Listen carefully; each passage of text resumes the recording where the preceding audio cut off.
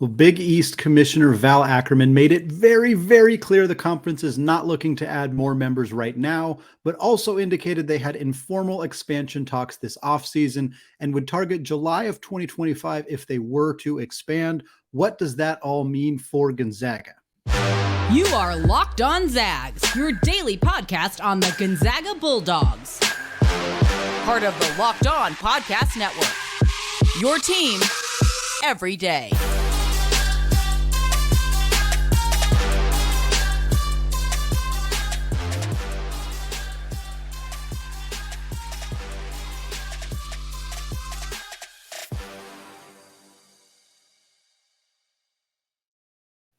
What is going on, y'all? Welcome to the Locked On Zags podcast, part of the Locked On Podcast Network, your team every day.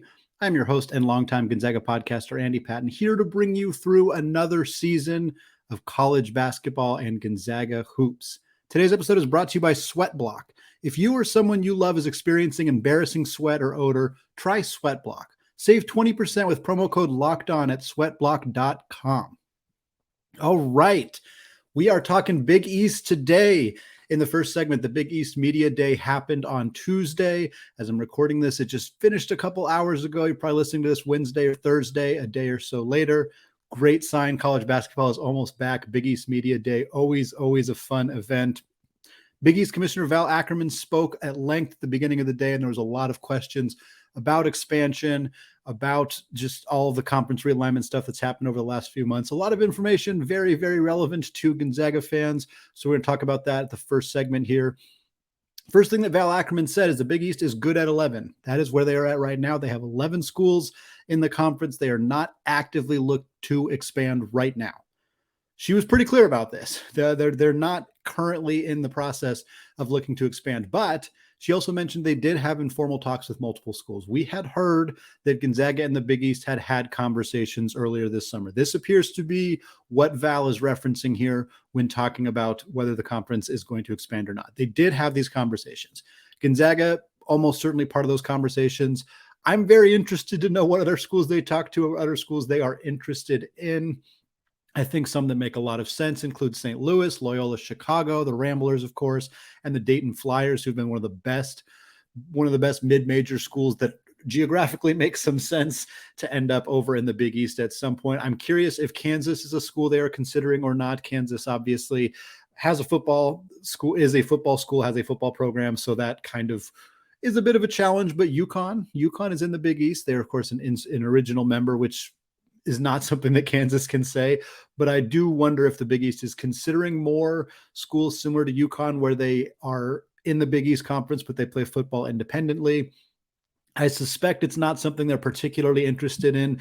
Ackerman did talk a little bit about how football is she called them football moves, and it's sort of driving everything that's happening with conference realignment right now. That's not a particularly bold statement. It's very clear that every decision that is being made with regards to conference realignment right now is based around football and those big media rights deals.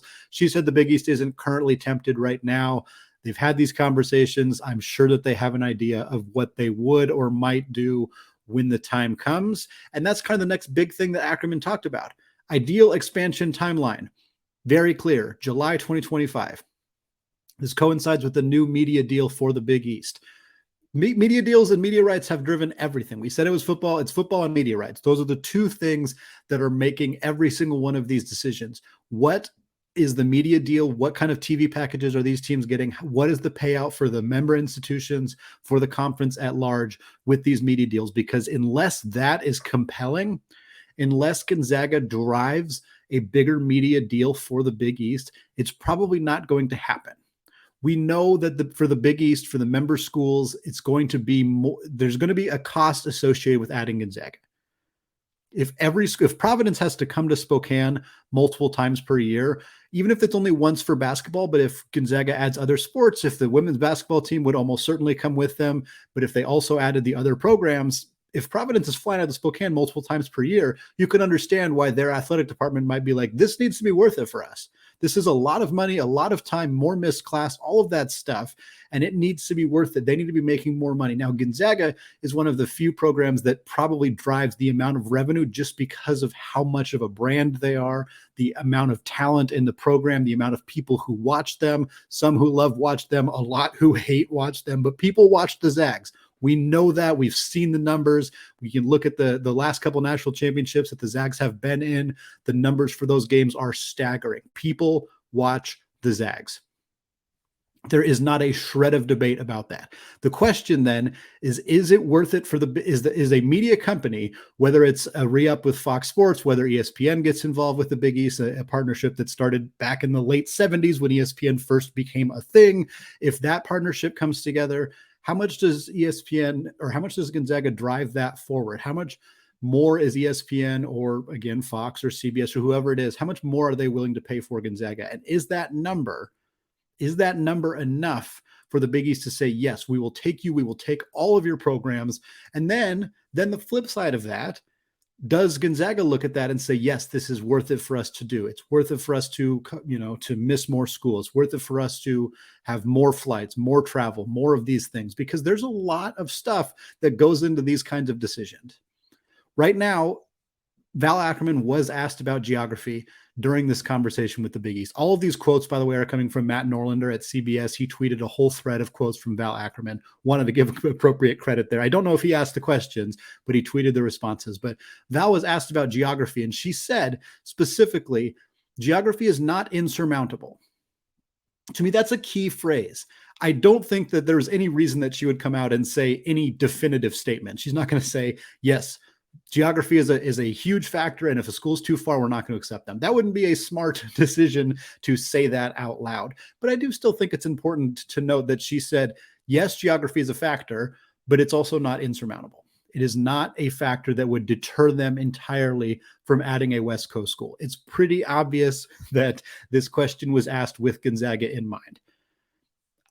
I'm a champion of St. Mary's and of USF. I think that St. Mary's is a great program.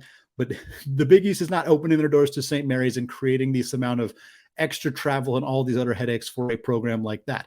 They would do it for a program like Gonzaga, or at least, according to these quotes and kind of reading between the lines here, they're going to strongly consider it. What this means for Gonzaga is pretty simple. We just got to be patient. We got to be patient. July 2025 is coming. It feels like it's a long ways away, but man, I thought 2022 sounded like it was a long ways away, and here we are. 2025 is going to sneak up on us. Also, it's not like an announcement would be made on July 1st, 2025. There's a possibility that if the Big East is expanding, if they are going to 12, if they are going to go bump up to 13 or even continue to expand beyond that, which I think is unlikely, but you never know.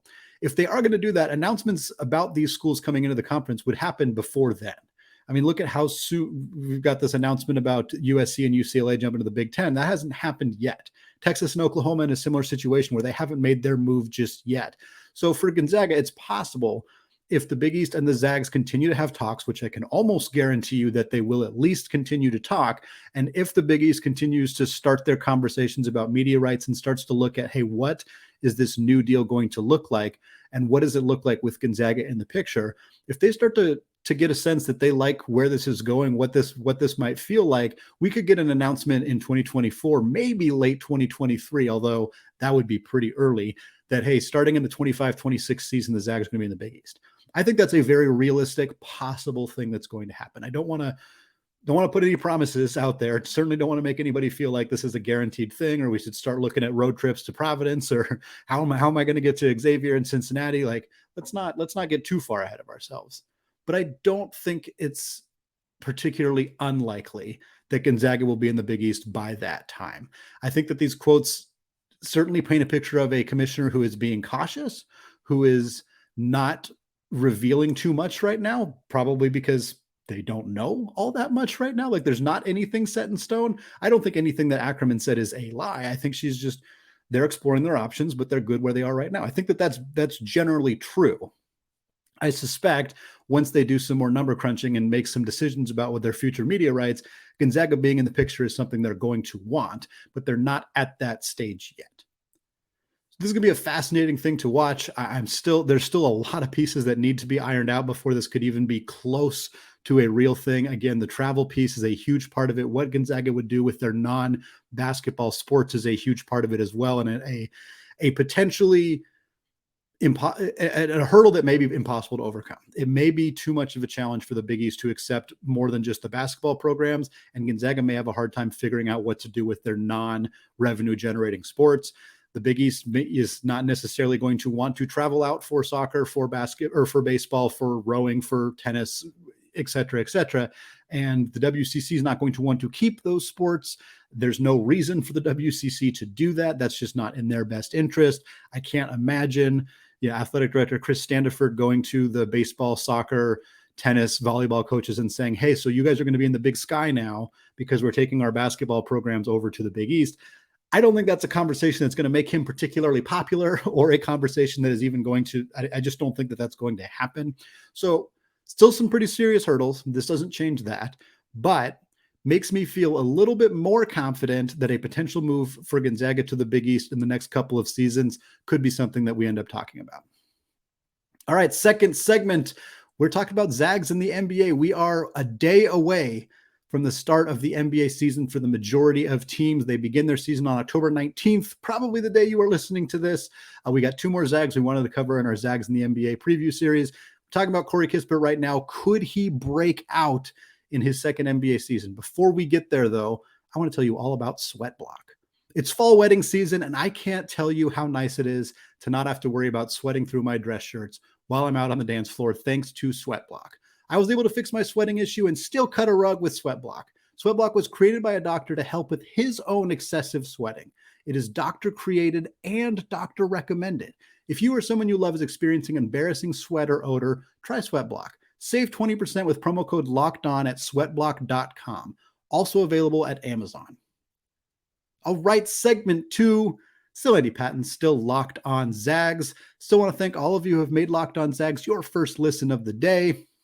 I want to thank all of you who are checking out the show on YouTube as well. Wearing a different hat every day this week for Hat Week. Rocking the new Locked On hat that I got in the mail. Very, very cool. Definitely check out the show on YouTube if you want to see all the jerseys from last week, the hats from this week. We're talking Corey Kispert here in segment number 2. Corey, we're going to talk about a little bit about his history. We're going to talk about his expected role with the Washington Wizards this season. Corey is one of Gonzaga's better success stories. I think when you look back, people talk a lot about Kelly Olynyk. People talk a lot about Domantas Sabonis, Shemet Karnowski, Josh Perkins, some of the development stories that we've seen from those guys. But Corey Kispert is a truly tremendous story in my mind. He went to Kings High School in Shoreline, Washington. He was a not top 100 prospect. He was not ranked in the top 100 by virtually any of the outlets that rank prospects. And we're talking about 2017. Back in 2004, 2008, 2002, any of those years, basically before 2015, 2016, the Zags generally weren't getting a lot of top 100 prospects. They were getting some.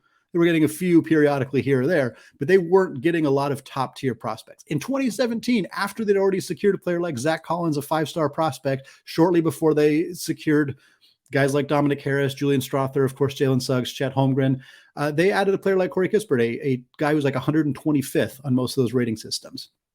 Joined the Zags in 2017, immediately contributed 20 minutes per night as a freshman, non-top 100 freshman. It's crazy to me that 5 years ago that happened.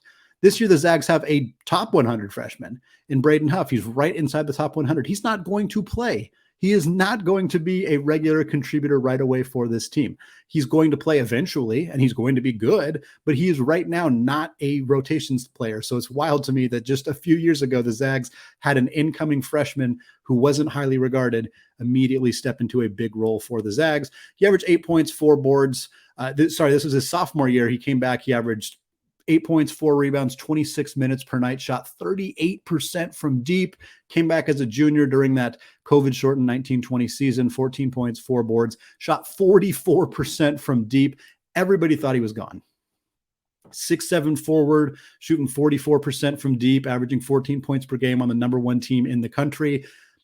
Showing up on every mock draft as a late second round pick, mid second round pick. Some places had him as an early second round pick. He was gone. He was going to leave. He was going to leave after his junior year, be an NBA player. What a story for the Zags. But then he came back. he changed his mind. He decided, you know what? I'm coming back. I didn't get to go in the NCAA tournament my junior year. I want to finish out my college career going to the NCAA tournament. I don't know how much this played into his decision. I would imagine quite a lot. It certainly would have for me. He returned to his senior year, and it was the best decision he's ever made. It was an extraordinary decision for Corey Kispert to come back. He was a monster as a senior, just under 19 points per game, 5 rebounds, shot 44% from deep, again, replicated that incredible outside shooting percentage, was the second or third best player on the team that almost didn't lose at all, that didn't lose until they made it to the national championship game. The best Gonzaga basketball season we have ever seen. Corey Kispert, huge part of that. Went from being a not top 100 prospect to the 15th overall pick, one pick away from being a lottery pick by the Washington Wizards at 15th overall. And then he had a pretty strange rookie year. He had a pretty interesting first season in the NBA. His first 26 games, he was kind of a non-factor. He played 13 minutes per game. He averaged under 4 points. He only shot 26.5% from three. He didn't have a role. The Wizards had a lot of guys who kind of fit some of the same bills that he fit. They couldn't figure out whether he was a small ball 4, whether he was going to play some 3, whether he was going to play some combo guard. So they kind of never really figured out what to do with him. And then things changed. Things changed one night when he went to Madison Square Garden, started for the first time in his career, dropped 20 points on 4 of 5 shooting from deep, 6 for 7 from the field. And that was it.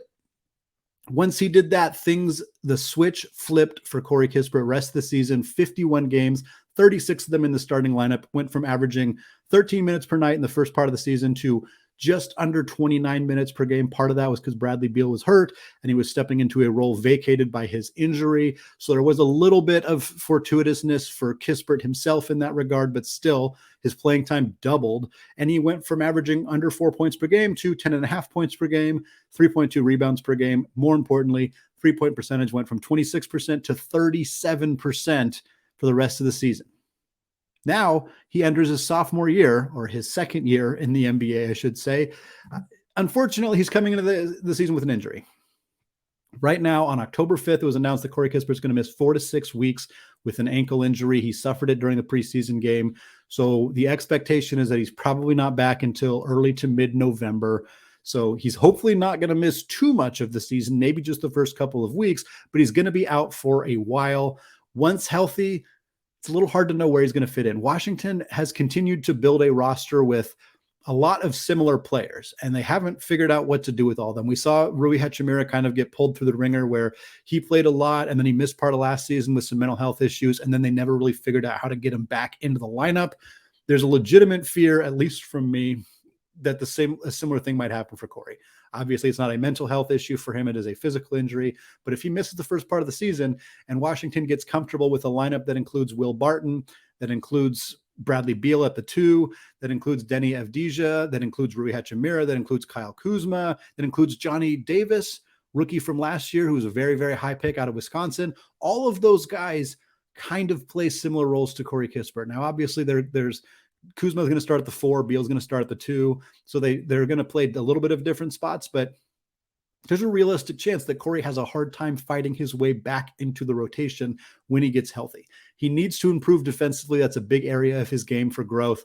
Certainly more consistency with the outside shot would be helpful as well. But really, Washington is just kind of a mess, and they're all over the place in terms of where they're trying to play guys. We've seen Kuzma listed as a 4. Sometimes he plays the 3. Corey Kispert played some 4 last year. Then he played some 2. Rui started at the 4, but also was a backup 3. Like, they're kind of just messy, moving guys around a lot, a little bit disjointed in terms of consistent playing time. So I'm a little concerned for Corey, quite frankly, not because of his performance or his ability, but just because I'm not sure Washington's going to afford him a ton of great opportunities. But that second half of last year, those final 50 games of his rookie season, he was a guy, again, averaged 10 points, 4 rebounds on 37% shooting from deep. There is absolutely no reason he is not capable of doing that again. And even if you decrease his role a little bit, maybe he's only 20, 22 minutes per game, 9 points, 3.5 boards, 35, 38, 40% shooting from deep. That's an excellent, excellent role player. And I think that is the borderline floor for Corey Kispert, assuming he gets healthy, assuming Washington figures out a way to get him onto the floor on a daily basis. All right, we're going to come back in the third and final segment. We're going to do the same thing, but instead of talking Corey Kispert, we're talking Jalen Suggs, who is shockingly going to be available for Orlando's first game after suffering what looked like a horrific knee injury in the preseason. Now that he's back, now that he's healthy, the question is he in line to have a full-on breakout season? We're going to talk about that in the third segment. Before we do that, though, I want to tell you all about LinkedIn. As the sun comes out and small businesses are back in business, LinkedIn Jobs makes it easier to grow your team. LinkedIn Jobs helps you find the people you want to interview faster and for free. Create a free job post in minutes on LinkedIn Jobs to reach your network and beyond to the world's largest professional network of over 800 million people. Then add your job in the purple hashtag hiring frame to your LinkedIn profile to spread the word that you're hiring so your network can help you find the right people to hire. Simple tools like screening questions make it easy to focus on candidates with just the right skills and experience so you can quickly prioritize who you'd like to interview and hire. It's why small businesses rate LinkedIn Jobs #1 in delivering quality hires versus leading competitors. LinkedIn Jobs helps you find the candidates you want to talk to faster. Did you know that every week nearly 40 million job seekers visit LinkedIn? Post your job for free at linkedin.com/lockedoncollege. That's linkedin.com/lockedoncollege to post your job for free. Terms and conditions apply. All right, segment number 3, still Andy Patton, still Locked On Zags, and we're talking Jalen Suggs here in segment number 3. We talked Corey Kispert in segment 2. We talked about the Big East and the rumors there in segment number 1. It is the start of the NBA season. I wanted to finish up our preview series for every Gonzaga player in the NBA. We were going to do Jalen Suggs a few weeks ago. Then he got that big, horrific knee injury, decided to scrap it. Fortunately, he is actually not going to miss any time after suffering that injury. For those of you who did not see this, his knee buckled in a preseason game. He got pushed by Spencer Dinwiddie. I think it was unintentional. Certainly it was not malicious in intent. He fell into Dorian Finney-Smith and he could not put any weight on his left leg. His knee bent backwards. It looked horrible. I mean, I've seen injuries like this. Many of us who've watched sports have seen players suffer pretty significant knee injuries during games. This looked as bad as any of those that I have seen. I feared the worst immediately. Fortunately, Suggs was rushed to a hospital. He got an X-ray. X-ray turned up negative. He got an MRI. Effectively, it was just a bone bruise. He was very, very fortunate to come out of it without a super serious injury. The reports from the head coach over in Orlando are that he's good to go. And he's not even going to be on a minutes restriction. He's not going to be limited at all. He is 100% good to go to start the NBA season for the Orlando Magic. Incredible story for Jalen Suggs. Much, much needed break for a young man who only played in 48 games as a rookie. Suggs is obviously, the story for Jalen Suggs is well known. He came to Gonzaga, the highest rated recruit in program history, since passed by Hunter Salas, since passed by Chet Holmgren, probably not going to get passed for a while, considering the pedigree that Chet Holmgren had. Jalen committed on national television, ripped off his sweatshirt, had a Gonzaga shirt on underneath, the kind of thing that doesn't happen to Gonzaga all that often, so it was very, very cool to see. And then he came to Gonzaga and was just an absolute superstar. I mean, there's so little other way to look at it. He got the ball in his hands. He took control. He was incredible in clutch situations. He was incredible when the Zags needed him to be.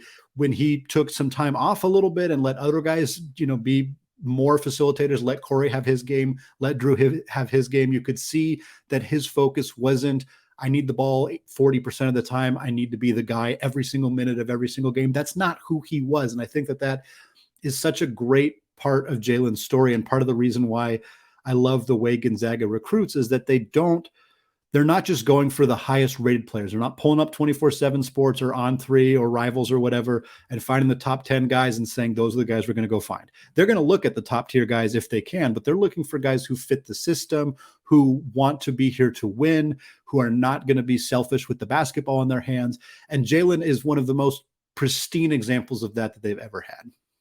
He had his moments. He was not completely perfect in his rookie season. He had some struggles, some challenges, some bad games, but the way that he carried himself, the way that he valued winning and being a good teammate and being a high-level competitor versus I need to get my stats, I need to do my thing. Like that was such a a welcome sight for Gonzaga. Gonzaga has always done such a good job of this, but there was fear when Gonzaga started dabbling with the 5-star high-profile recruits that maybe that would start to go away, and it just hasn't. And Jalen was the first primary example of a guy who just didn't let that happen. Of course, he also hit like the craziest shot that Gonzaga fans may ever see in their lifetime. Of course, the UCLA shot, one of the most iconic moments in college basketball history, quite frankly, an incredible jaw-dropping, goosebumps creating shot to send the Zags to their second ever national championship game in 2021. He, of course, entered the NBA draft after that, went fourth overall, or many felt he would go fourth overall to the Toronto Raptors, ended up falling to fifth, went to Orlando. Again, only 48 games as a rookie. He had ankle injuries, he had thumb injuries, had surgeries. It was a tough year for Jalen Suggs. Not only that, his performance on the court wasn't up to the standard that he believed he would be able to do. He averaged 12 points per game, 3.5 rebounds, 4.5 assists, shot 44% from two, but only 21.5% from three. Jalen wasn't a great three-point shooter in college. It's the biggest knock on him entering the draft process and being discussed in that way was the outside shooting.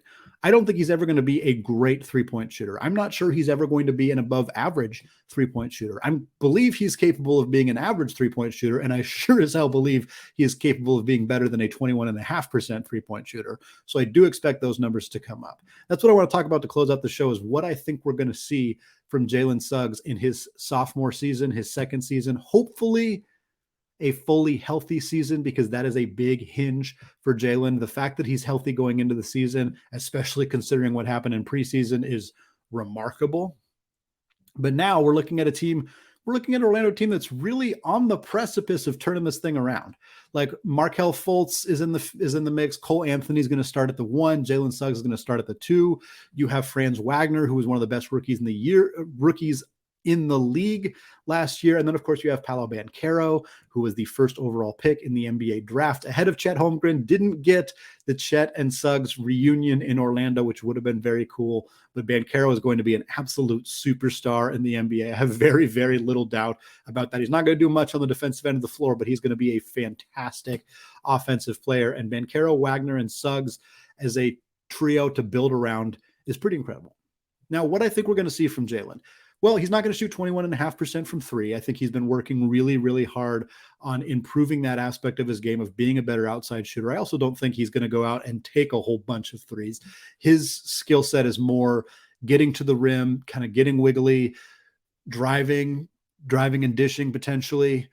I don't think we're going to see a big offensive uptick from him as a shooter. It's more going to be more efficient at getting to the rim, more efficient at drawing contact and getting to the free throw line, more efficiency in pick and roll situations. I think Orlando is smart to play him more off the ball. Not that he is incapable of being a point guard, but I think he's better suited playing off the ball. And I think Orlando is wise to notice that and kind of move things around with the pieces that they have and kind of allow him to be more of a creator away from the actual, everyday basketball dribbling responsibilities.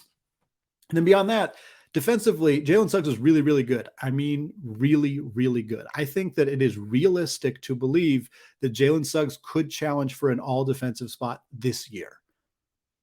I don't know that it's likely, but I don't think that it is even that bold of a prediction. Maybe some people are hearing this and thinking, wow, that is crazy bold, Andy. I don't think it's that bold. I really don't think it's that bold. He was one of the best defensive guards in the entire league last year. Jackson Frank, former Gonzaga alumni, former guest of the podcast, wrote an incredible piece.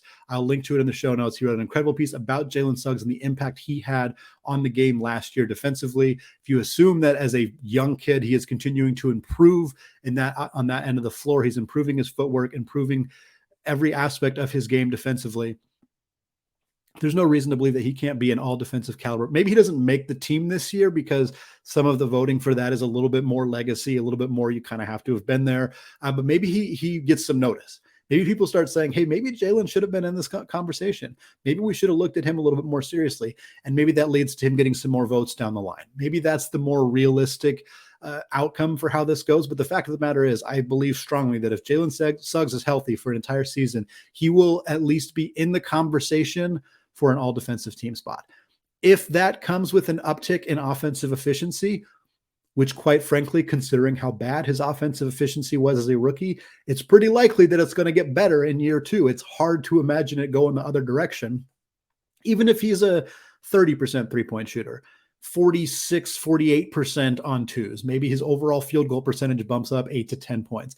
But maybe that comes with him scoring about 15 points per game, a little bit less turnovers, a few more assists, just small incremental things. We don't need to see this big dramatic. I don't think he's going to all of a sudden be a 22 points per game scorer, like, all NBA third team type guy. Like, I don't think we're going to see that level of a jump from Jalen Suggs. But I think with better teammates around him, with more experience just having been in the league for a year, with a clean bill of health coming into the season, I think we're going to see a Jalen Suggs who averages 15-ish points per game, maybe 4-ish assists like he was around last year, maybe 4-ish rebounds like he was last year, something not too dramatically different, more efficient offensive numbers, a better looking advanced stat profile, which wasn't all that great last year, and really, really high level defense. That's a really good player. Is that a breakout star? Maybe not to some. Maybe to some, it might be. Maybe I think if you're drafting 5th overall and you get a guy who in his second NBA season is averaging 15 points per game while playing borderline all defense, caliber defense, I'm taking that 9 times out of 9. I'm taking it every single time. Absolutely. That is fantastic numbers. I think that's what we're going to see from Jalen Suggs. I really believe he is in line to have a very, very nice, maybe not jaw-dropping, maybe not like all over the highlight reels constantly being talked about on First Take type of season, but an improved season that maybe somebody might classify as a breakout. Maybe it just looks like a continuation of the good stuff we saw from him in year one. But with Orlando building a nice, solid young core, I think this is just the tip of the iceberg for this team, for this organization, and for Jalen Suggs individually as well. All right, that is going to do it for me today. For more, check out the website, scorezagscore.com. More fun stuff coming later this week. Going to talk about Drew Timme, going to talk about Dominic Harris. Very, very excited to get into 2 very exciting players on this roster right here on the Locked On Zags podcast. Available wherever you get podcasts, available on YouTube as well. Go hit that subscribe button if you haven't done so yet.